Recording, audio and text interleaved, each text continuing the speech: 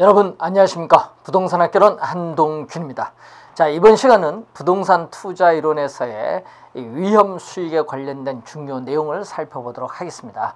자, 우선은 부동산 투자의 위험, 저번 시간에 실현된 결과가 예상된 결과로부터 달라질 가능성, 벗어날 가능성을 위험이라고 했습니다. 자, 그럼 이러한 부동산 투자 위험의 유형은 우리가 여러 가지가 있는데 여러분 교재 141쪽에 우선 보겠습니다. 자, 이 부동산 투자의 위험에서 우선은 이 사업상 위험이 있습니다. 이 부동산 투자 사업 그 자체에서 발생하고 있는 수익성에 관련된 위험입니다. 자, 그럼 이러한 사업상 위험은 크게 또 세 가지가 있죠. 이 시장 위험, 위치적 위험, 운영 위험이 있습니다. 이 시장의 위험이라는 것은 이 시장의 이 수요 공급의 불확실성으로 인해서 발생하는 위험이죠. 자, 예를 들어서 여러분이 분양이 100% 될 것이라 예측을 해서 우리가 건설회사가 분양을 했는데 오히려 분양이 어떻게 돼? 100% 되기보다는 미분양이 오히려 증가하고 있습니다. 이런 것은 시장 위험이죠. 자, 그리고 운영 위험이라는 것은 이 근로자의 파업이라든지 부동산을 운영 유지하는 데 드는 비용 영업경비인데 이 영업경비가 급격한 상승으로 인해서 우리가 수익성이 또 우리가 하락을 할 수 있죠. 이런 위험. 즉 우리가 이 근로자의 파업 또 영업경비의 변동 등으로 인해서 우리가 장래에 이 수익성에 관련된 불확실성에 대한 정도를 우리는 바로 이 운영 위험이라고 합니다. 자, 그리고 위치 위험은 부동산은 위치가 고정되어 있습니다. 이 고정되어 있기 때문에 위치상 앉게 되는 위험이죠. 즉 위치가 고정되어 있기 때문에 이 위치, 고정된 위치를 둘러싼 환경의 변화에 따라서 이 상대적 위치가 우리가 바뀔 수 있는 위험, 이런 위험이 바로 위치적 위험입니다. 자, 그리고 금융 위험이죠. 이 금융은 자금을 금융기관으로부터 융통받는 것을 말합니다. 그래서 이 금융기관으로부터의 대출금이 많으면 많을수록 이 대출금에 대한 원리금 상환 부담이 커지죠. 따라서 이 원리금을 제때 못 갚는 채무 불이행 가능성이 높아지게 되는 위험을 금융 위험이라고 합니다. 금융 위험. 자, 그리고 세 번째는 법적 위험이죠. 이 부동산은 위치가 고정되어 있기 때문에 부동산을 둘러싼 법적 환경의 변화로 인해서 발생하는 위험이죠. 자, 예를 들면 정부의 재정 금융 정책의 변화로 인해서 발생하는 위험이라든지 토지 이용 규제라든지 지역 지구제의 변경 등으로 인해서 발생하는 위험, 뭐 이런 위험이 법적 위험이죠. 자, 그리고 또 이자율 위험이라는 게 또 있습니다. 여러분 이자율 위험은 여러분 교재에 나오지는 않지만은 또 이자율 위험. 자, 금리 위험이죠. 자, 이 이자율 위험이라는 것은 이 이자율, 이 금리인데 이자율이 우리가 변하죠. 이자율이 변동하게 되면은 수익성에 영향을 미치는 위험이죠. 자, 이자율이 오르면은 수익성이 하락을 하기 때문에 또 이러한 이자율 위험 또는 우리가 발생할 수 있습니다. 자, 여러분이 이자율 위험, 이자율 우리가 변동으로 인해서 수익성에 영향을 미칠 수 있는데 이 이자율 위험 우리가 바로 이자율 위험 관련해서 우리가 나타날 수 있고 또 관련해서 인플레이션 위험이라는 게 있죠. 자, 물가 수준이 지속적으로 상승하는 현상을 인플레이션이라고 하는데 인플레이션이 발생하면은 인플레이션이 발생하기 전과 동일한 물건을 사는데 화폐, 돈을 더 많이 지불해줘. 인플레이션이 발생한 이후에는 돈을 더 많이 지불해야 됩니다. 즉 화폐의 가치가 하락을 하게 되겠죠. 즉 우리가 인플레이션이 발생을 하게 되면은 실질적인 구매력이 어떻게 돼요? 우리가 하락을 하게 되겠죠. 이 구매력 하락에 따른 위험을 인플레이션 위험이라고 하죠. 인플레이션 위험은 구매력 하락에 따른 위험입니다.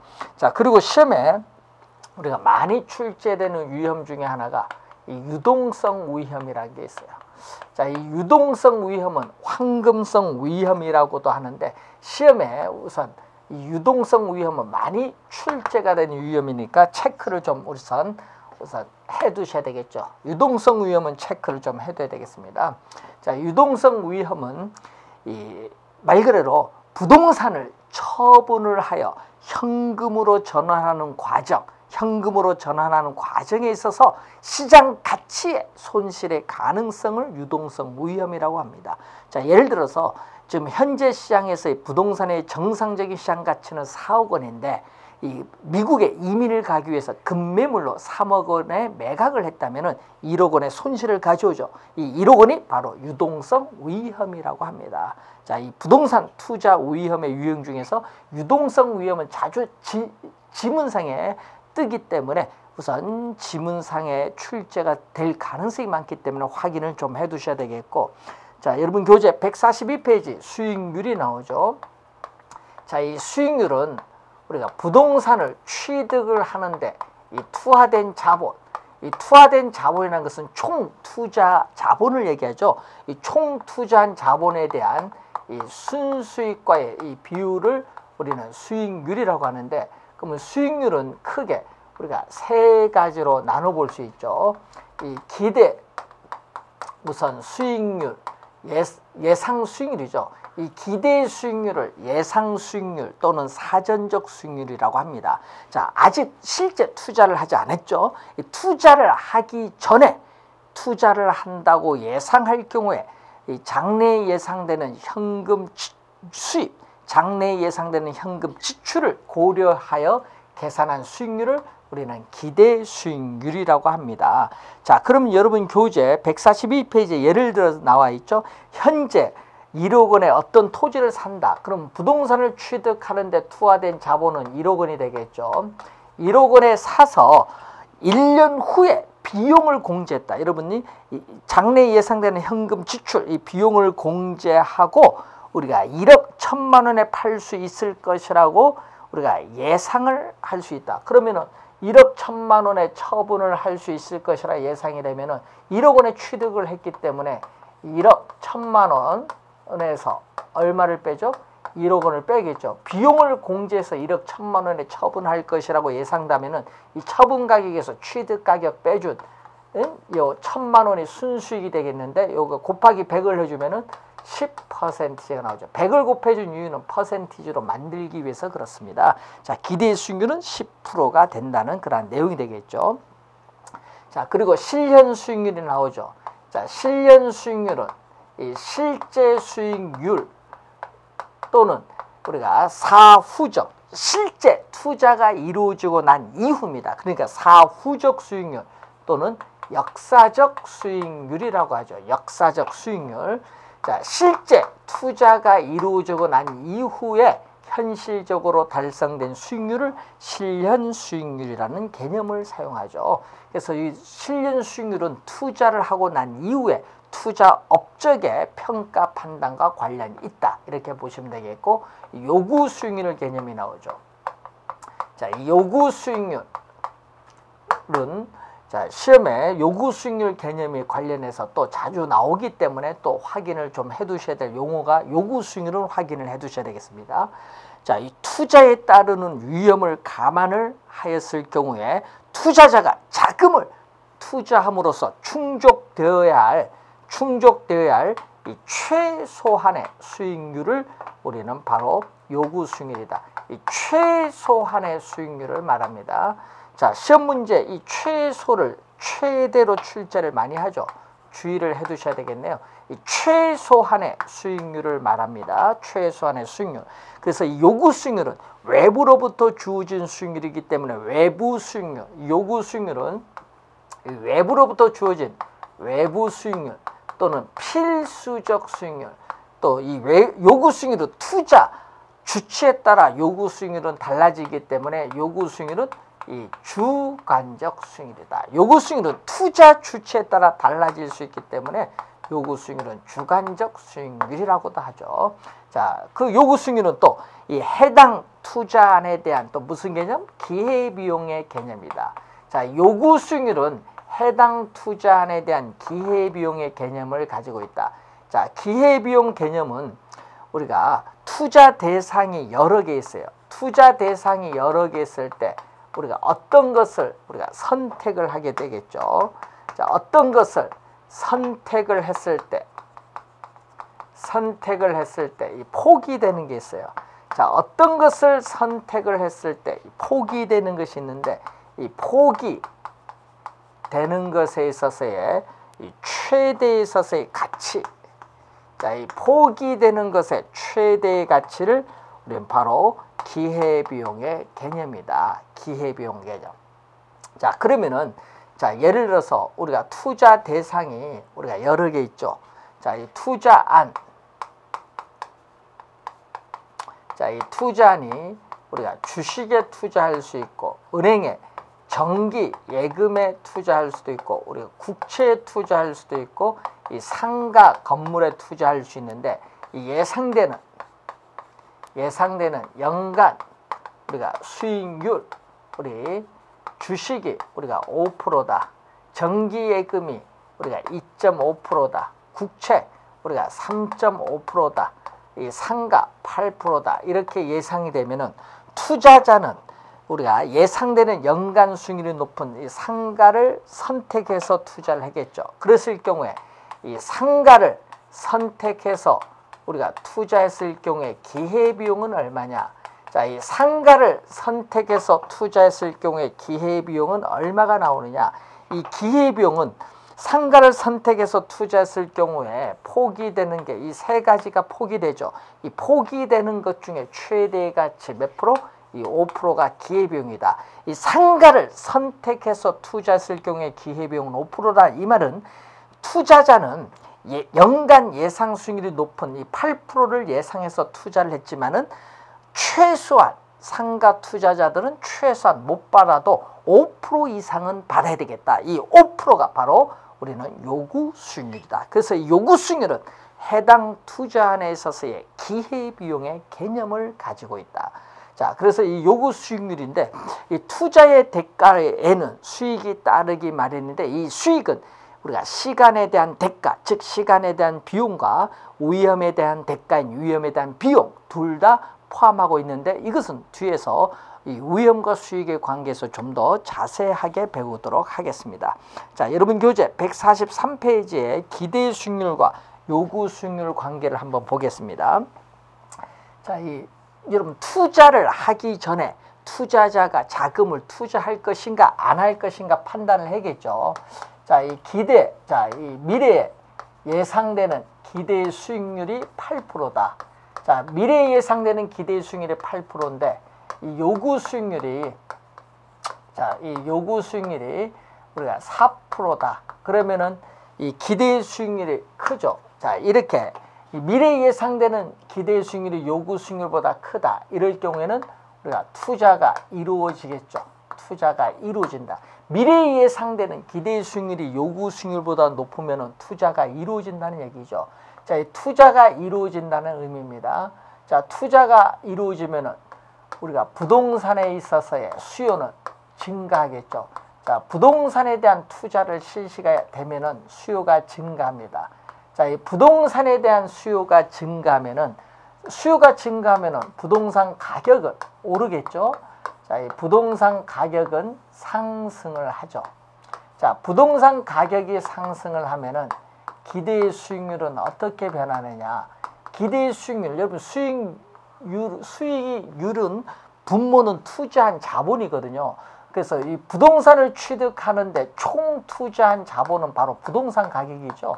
자, 부동산을 취득을 하는데 총 투자한 자본은 부동산 가격인데 이 부동산 가격에 대한 순수익가의 비율입니다. 자, 이렇게 부동산 가격이 지금 오르면은 전체값 우리가 기대 수익률은 하락을 하죠. 언제까지 하락을 하느냐? 자, 여러분 이 기대 수익률이 하락을 하는데 이 8%가 하락을 합니다. 언제까지? 기대 수익률과 요구 수익률이 서로 같을 때까지. 요구 수익률 4%와 같을 때까지. 여러분 기대 수익률이 4%가 될 때까지 하락을 한다. 이런 얘기입니다. 자, 그런데 이번은 반대로 기대 수익률이 우리가 2%가 된다. 그리고 요구 수익률은 4%다. 그래서 어디가 크죠? 요구 수익률이 이 기대 수익률보다 이렇게 크다. 자, 그러면 이럴 경우에는 어떻게 돼요? 자, 이럴 경우에는 요구 수익률이 미래에 예상되는 수익률보다 클 경우에는 우리가 투자가 이루어지지 않겠죠. 투자가 이루어지지 않습니다. 그럼 투자가 이루어지지 않기 때문에 이 부동산에 대한 수요는 어떻게 돼? 감소하겠죠. 자, 부동산 수요가 감소하니까 부동산 가격도 뭐 한다? 하락을 하죠. 자, 부동산 가격이 하락을 합니다. 자, 그러면 기대의 수익률은 이 부동산 가격에 대한 순수익과의 비율인데, 이 부동산 가격이 하락을 하니까 전체값 기대의 수익률은 우리가 올라가겠죠. 그래서 기대의 수익률은 상승을 하는데 언제까지? 요구 수익률 4%와 같을 때까지 2%에서 점점 4%까지 상승을 합니다. 자, 그래서 기대의 수익률과 요구 수익률이 서로 같다. 이 기대의 수익률과 요구 수익률이 서로 같으면은 이때는 우리는 균형 상태로서 우리가 자금의 이동이 없는 상태죠. 이 균형 상태에 도달한다. 이렇게 보시면 되겠습니다. 자, 기대 수익률과 요구 수익률에 있어서의 관계를 확인을 해봤습니다. 자, 143페이지에 또 투자 가치가 나오죠. 자, 이 투자 가치는 우리가 투자 대상 부동산이 투자자에게 부여하는 이 주관적 가치다. 우리가 투자 가치는 이 주관적 가치라는 것을 기억을 해 두셔야겠죠. 투자 가치는 주관적 가치. 즉, 우리가 부동산 소유에서 비롯되는 장래의 이 편익을 특정의 의사결정자에게 주는 현재의 값어치를 우리는 바로 투자 가치입니다. 주관적 가치라는 걸 기억해 두시고, 자, 이 시장 가치는 이 투자 부동산이 시장에서 우리가 거래가 성립됐을 때 가지는 객관적 가치를 말한다. 객관적 가치. 시장 가치는 객관적 가치다. 즉, 이 네트 클리프란 학자는 우리 시장 가치를 어떻게 설명을 하고 있느냐? 공정한 매매를 보장할 수 있는 모든 조건이 충족된 공개된 경쟁 시장에서 이 성립할 가능성이 가장 많은 가격, 성립할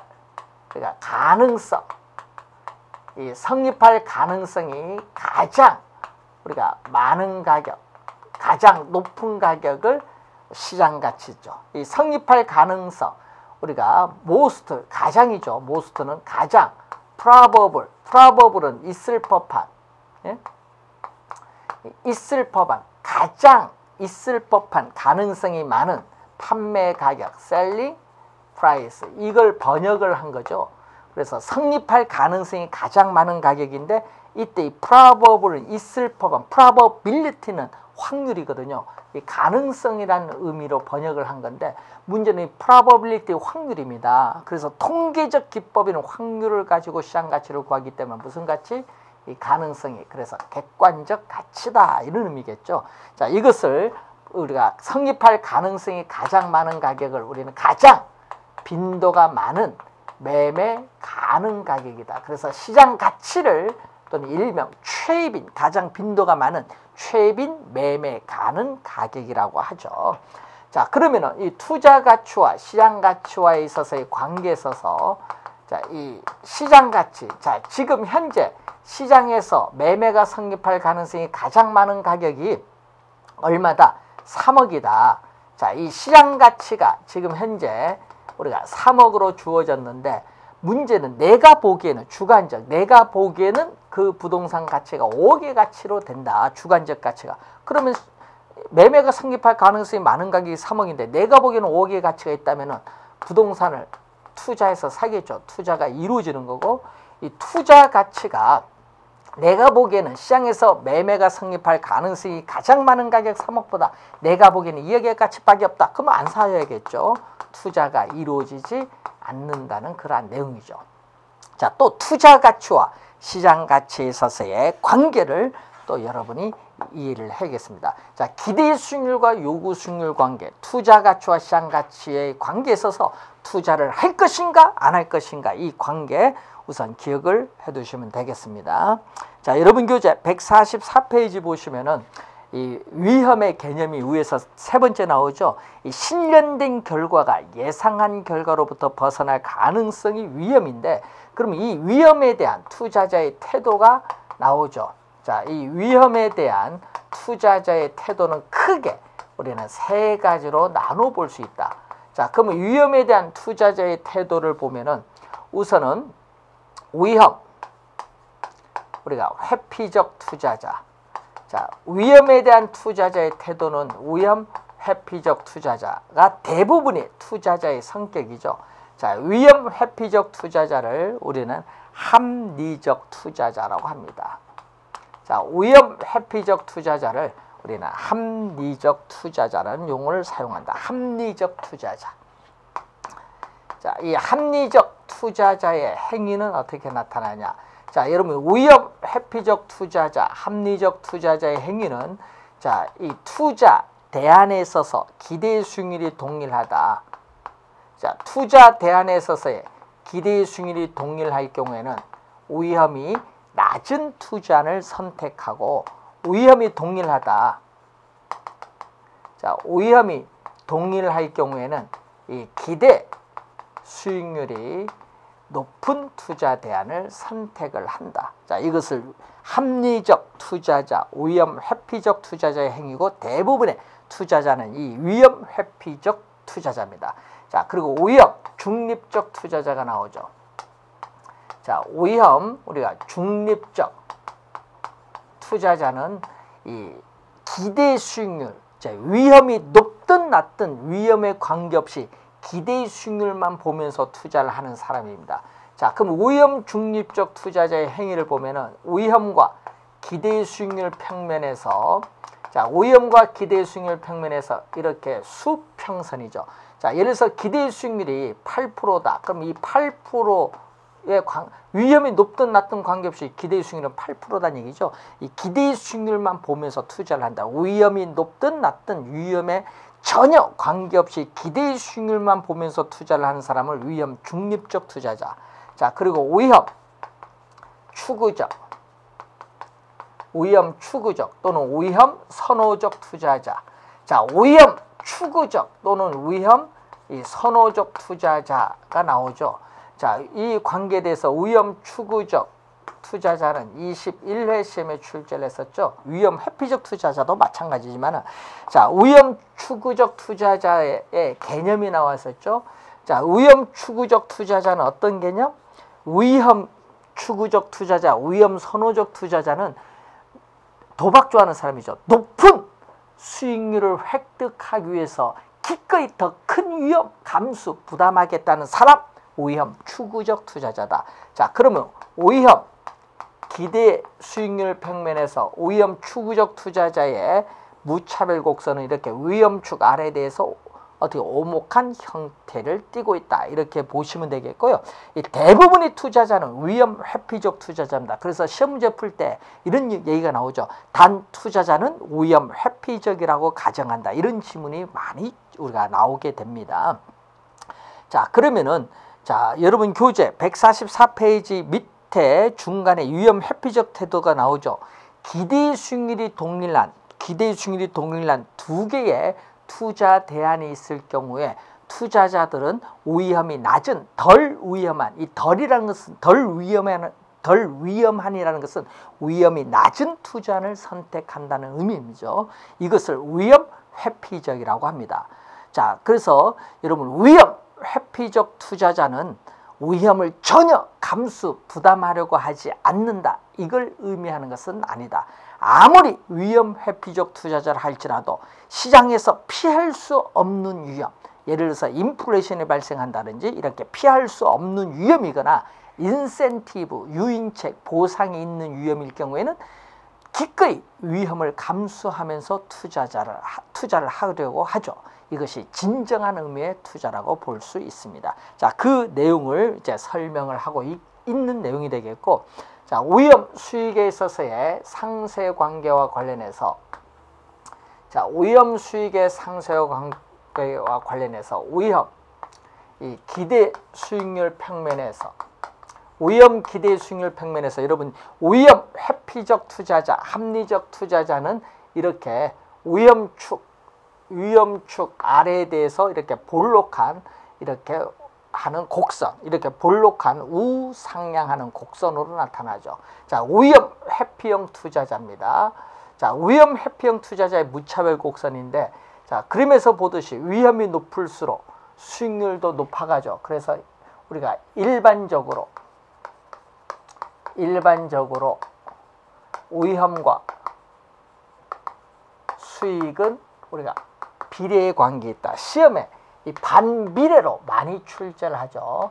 일반적으로 위험과 수익은 비례의 관계에 있다. 자, 시험에 반비례로 우선 자주 출제를 하고 있다. 반비례가 아니라 비례 관계다. 자, 비례 관계였어요. 자, 이 말은 위험과 수익은 비례 관계라는 이 말이겠죠. 자, 투자자가 시장에서 부담하는 위험이 높을수록 투자자가 요구하는 수익도 커진다. 이게 화살표가 같은 방향으로 변동하기 때문에 비례라는 용어가 나온 거죠. 자, 이 투자자가 시장에서 부담하는 위험이 높으면 높을수록 요구하는 수익도 커진다. 이것을 뭐라고 하죠? 즉 시장에 증대되는 위험에 따라서 요구하는 수익도 커진다. 이 두 개가 상쇄가 된다. 그래서 이것을 우린 전문 용어로 위험, 수익에 있어서의 상쇄관계라고 하죠. 위험, 수익의 상쇄관계. 이러면 상쇄관계는 트레이드 오프죠. 자, 여러분이 일반적으로 위험과 수익은 비례관계에 있다는 것은 위험, 수익의 상쇄관계를 의미한다 라는 얘기고, 자, 여러분 145페이지로 가시면은 얘기죠. 위험이 제로일 때 얻을 수 있는 수익률. 자, 위험이 0일 때 얻을 수 있는 이 수익률을 우리는 3%라고 한다면은 이 3%가 바로 뭐죠? 이 3%가 무위험 자산의 수익률, 무위험 자산의 수익률, 줄여서 무위험률, 줄여서 우리는 무위험률이죠. 위험이 없는 자산의 수익률, 무위험 자산은 우리가 국가가 보증하는 국채 수익률을 예를 들어 볼 수 있죠. 무위험 자산은 국채입니다. 그래서 무위험률 하면은 대표적으로 국채 수익률을 예를 들어 볼 수 있다. 자, 그러면 무위험 자산의 수익률이라는 것은 위험을 전혀 수반하지 않을 경우에 얻을 수 있는 수익률. 즉 우리가 위험이 전혀 수반하지 않는다. 위험이 제로라는 것은 즉 장래 기대되는 수익에 확실한 경우의 수익률을 말하고요. 이 무위험률의 이 크기 3%인데 3%가 3.1% 될 수도 있고 2.8% 될 수도 있죠. 즉 무위험률의 크기는 일반 경제 상황에 우리가 밀접한 관계를 가지고 있어요. 즉 일반 경제 상황인 은행의 지급 준비율의 변동, 저축률, 투자율, 신용의 제한, 화폐에 대한 공급, 이러한 일반 경제 상황의 변화에 따라 무위험률의 크기도 변할 수 있어요. 이 무위험률은 고정된 것이 아니다. 변할 수 있다는 걸 염두에 두시고, 무위험 자산의 수익률은 위험과는 아무런 관계없다는 거. 자, 시장에서의 위험과는 아무런 관계가 없다. 자, 무위험의 크기는 뭔다? 변할 수 있다. 고정적인 게 아니다. 변할 수 있다 라는 거죠. 고정된 것이 아니다. 무위험률은 변할 수 있다라는 얘기죠. 자, 그러면은 무위험률은 일반 경제 상황의 변화에 따라 변할 수 있는데, 요 크기, 자, 예를 들어서 위험이 R1일 때 이 무위험률의 크기는 3%, 요거는 쭉 똑같네. 위험이 높든 낮든 이 크기는 변화가 없죠. 즉 여러분 1년 만기 국채를 사게 되면은 그 국채는 위험에 대한, 그 국채에 사게 되면은 위험에 대한 대가는 주지 않는다. 단지 시간에 대한 대가만 주는 거죠. 이 무위험률의 이 크기 3%는 이 순수한 시간에 대한 대가, 보상입니다. 순수한 시간에 대한 대가, 보상 또는 비용이죠. 순수한 시간에 대한 보상을 우리는 바로 무위험률의 크기가 되겠죠. 자, 이때 이 크기는 바로 뭐죠? 우리는 시장에서 증대되는 위험에 대한 대가인 위험 할증률을 얘기합니다. 자, 위험 할증률 또는 위험 보상률이죠. 자, 여러분 이 프리미엄, 영어에 이 프리미엄이라는 이 단어를 번역한 게 할증률 또는 보상률인데, 이때는 뭐죠? 시장에서 증대되는 위험에 대한 대가를 말합니다. 시장에서 증대되는 위험에 대한 대가가 바로 위험 할증률 보상률이다. 그래서 투자의 대가에는 수익이 따르기 마련인데, 그 수익에는 순수한 시간에 대한 대가와 위험에 대한 대가 둘 다 포함되어 있다는 것을 알 수가 있습니다. 자, 그런데 이 크기, 요 크기죠. 요 각도, 이 각도를 우리는 투자자의 위험에 대한 회피도, 자, 문제를 풀다 보면은 이 위험 회피도를 위험 혐오도라고 나와 있는 교재가 꽤 많아요. 여러분 모의고사 풀 때도 위험 혐오도가 나오는데, 위험 혐오도를 위험 회피도입니다. 이 위험은 무생물이기 때문에 회피라고 번역을 하는 게 맞습니다. 시험도 위험 회피로 출제를 하죠. 자, 그러면은 자, 이 위험 회피도 요 각도는 요 무위험률과는 아무런 관계가 없네요. 그래서 투자자의 위험에 대한 회피도, 혐오도는 무위험률의 크기와는 아무런 관계가 없다. 자, 그리고 이렇게 위험에 대한 회피도가 클수록, 자, 위험에 대한 회피도가 클수록 무차별 곡선의 기울기도 급해진다는 것을 알 수 있죠. 자, 여러분 R1이라는 동일한 위험에서 위험 회피도가 클수록 뭐죠? 위험에 대한 대가인 할증률도 커지기 때문에 뭐도 커진다? 당연히 이 수익률도 커지죠. 자, 그것을 우선 여러분이 그림을 보면서 알 수가 있는데, 이때 요 위에 있는 요 무차별 곡선은 보수적, 자, 위험 회피형 투자자 중 보수적 투자자의 무차별 곡선. 자, 이것은 위험 회피적 투자자 중 공격적 투자자의 무차별 곡선. 둘 다 무슨 투자자? 위험 회피형 투자자다.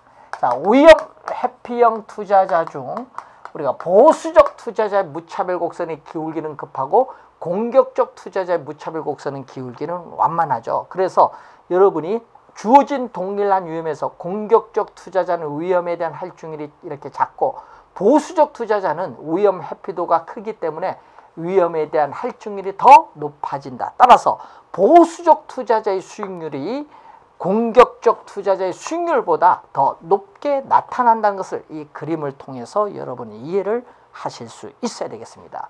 자, 그리고 이 무위험률, 위험을 전혀 수반하지 않을 경우에 얻을 수 있는 수익률, 무위험률에다가 이 위험에 대한 대가인 위험 할증률, 이 위험 할증률이 이 가산된 이 요구 수익률을 우리는 위험 조정률이죠. 자, 무위험률에다가 위험에 대한 대가인 이 할증률이 가산된 우리가 요구 수익률을 위험 조정률이라고 하는데, 자, 그러면 이런 투자자의 요구 수익률에 영향을 미치는 또 하나의 요소가 있죠. 바로 인플레이션입니다.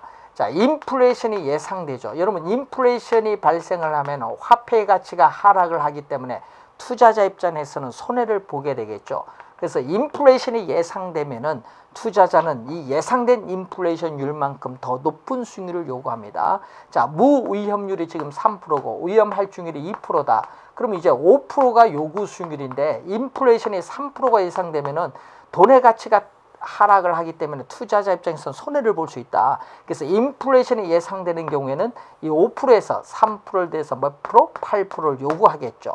즉 인플레이션이 예상되는 경우에는 예상된 인플레이션율만큼 투자자의 요구 수익률도 그만큼 더 높아지는데, 이것을 우리는 학자 이름 따죠.